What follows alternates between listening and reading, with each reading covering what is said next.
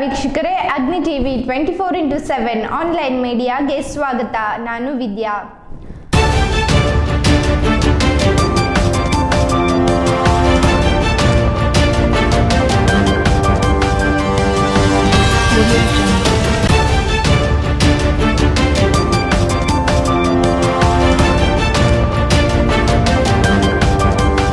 ಅಗ್ನಿ ಟಿವಿಯ ಸಂದರ್ಶನದಿಂದ ಬಯಲಾಯಿತು ಕೊಕ್ಕರಣೆ ಪಂಚಾಯಿತಿಯ ಅವ್ಯವಸ್ಥೆ.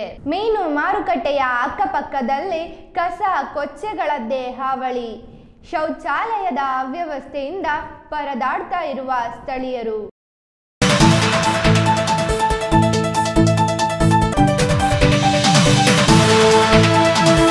ಉಡುಪಿ ಜಿಲ್ಲೆಯಲ್ಲಿ ಅಗ್ನಿ ಟಿವಿ ನಡೆಸಿದ ಗ್ರಾಮ ಪಂಚಾಯತ್ ಸಂದರ್ಶನದಿಂದಾಗಿ ಕೆಲವು ಗ್ರಾಮ ಪಂಚಾಯತ್ಗಳ ಅವ್ಯವಸ್ಥೆ ಕಂಡುಬಂದಿದೆ. ಅದರಲ್ಲಿ ಮುಂಚೂಣಿಯಲ್ಲಿರುವುದೇ ಈ ಕೊಕ್ಕರ್ಣೆ ಪಂಚಾಯತ್. ಸರ್ಕಾರಿ ಕೆಲಸ ದೇವರ ಕೆಲಸ ಎಂದು ನಂಬಿದ್ದರು ಗ್ರಾಮಸ್ಥರು. ಆದರೆ ಕೊಕ್ಕರ್ಣೆ ಪಂಚಾಯತ್ ಪರಿಸರದಲ್ಲಿ ಯಾವುದೇ ರೀತಿಯ ಸುವ್ಯವಸ್ಥೆ ಇಲ್ಲ. ಇದರಲ್ಲಿ ಪ್ರಮುಖವಾದುದು ಕೊಕ್ಕರ್ಣಿಯ ಮೀನು ಮಾರುಕಟ್ಟೆ.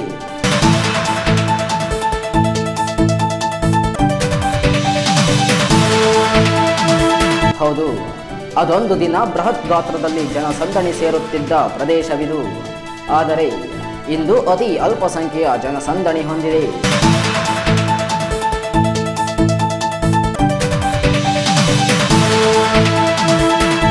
ಇದಕ್ಕೆ ಕಾರಣ ಅಲ್ಲಿನ ಪರಿಸರ. ಸ್ವಚ್ಛಂದವಾಗಿದ್ದ ಪರಿಸರ ಇಂದು ಕೊಳೆತ ಕಸಗಳಿಂದ ಗಬ್ಬುತ್ತಿದೆ. ಸರಿಯಾದ ಶೌಚಾಲಯ ವ್ಯವಸ್ಥೆ ಇಲ್ಲದೆ ಜನರು ಪರದಾಡುವಂತಾಗಿದೆ. ಮಾರುಕಟ್ಟೆಯ ಅಕ್ಕಪಕ್ಕದಲ್ಲಿ ಕಸದ ರಾಶಿಯದ್ದೇ ದುರ್ವಾಸನೆ. ಮಳೆಯ ಅಬ್ಬರಕ್ಕೆ ಹೊಂಡ ಗುಂಡಿಗಳಾದ ರಸ್ತೆಗಳು ಒಂದೆಡೆಯಾದರೆ, ಶಾಲಾ ಮಕ್ಕಳು ತಿರುಗಾಡುವ ರಸ್ತೆಯಲ್ಲೇ ಕಸದ ಕೊಚ್ಚೆಗಳು ಇನ್ನೊಂದೆಡೆ.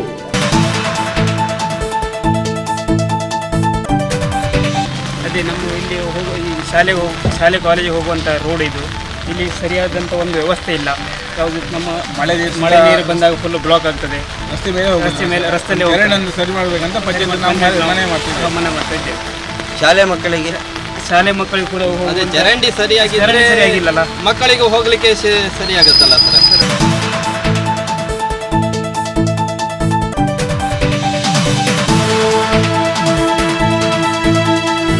ಇಲ್ಲಿನ ಕಸ ವಿಲೇವಾರಿ ಮತ್ತು ಚರಂಡಿ ವಿಲೇವಾರಿ ಕುರಿತು ಇಲ್ಲಿನ ಜನಪ್ರತಿನಿಧಿಗಳು ಮತ್ತು ಅಧಿಕಾರಿಗಳು ಯಾವುದೇ ರೀತಿಯ ಕ್ರಮವನ್ನು ಕೈಗೊಂಡಿಲ್ಲ. ಮೀನು ಮಾರುಕಟ್ಟೆಯ ಸುತ್ತಲಿನ ಕೊಳಚೆಯಿಂದಾಗಿ ಒಳಗಡೆ ಹೋಗಲು ಕೂಡ ಆಗುತ್ತಿಲ್ಲ. ಈ ಬಗ್ಗೆ ಜನಪ್ರತಿನಿಧಿಗಳು ಹಾಗೂ ಅಧಿಕಾರಿಗಳು ಯಾವಾಗ ಕ್ರಮ ಕೈಗೊಳ್ಳುತ್ತಾರೆ ಎನ್ನುವುದು ದೊಡ್ಡ ಪ್ರಶ್ನೆ ಆಗಿದೆ.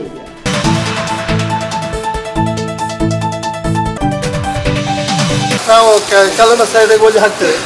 ಅಲ್ಲಿ ಹಾಕಿ ತೆಗೆಯೋರು ಅವರ ಪಂಚಾಯತ್ ಜನ ಇದ್ದಾರೆ. ಈಗ ತೆಗಿಲೆಲ್ಲ ಉಂಟಲ್ಲ, ಬರ್ಲಿಲ್ಲ. ಅವ್ರು ಸರಿಯಾಗಿ ಸಂಪಾದನೆ ಕೊಟ್ಟು ಬರ್ತಿದ್ರು. ನಾವು ಒಬ್ಬ ಬರುದು ಬ್ರಹ್ಮರಿಂದ ಬರಬೇಕು.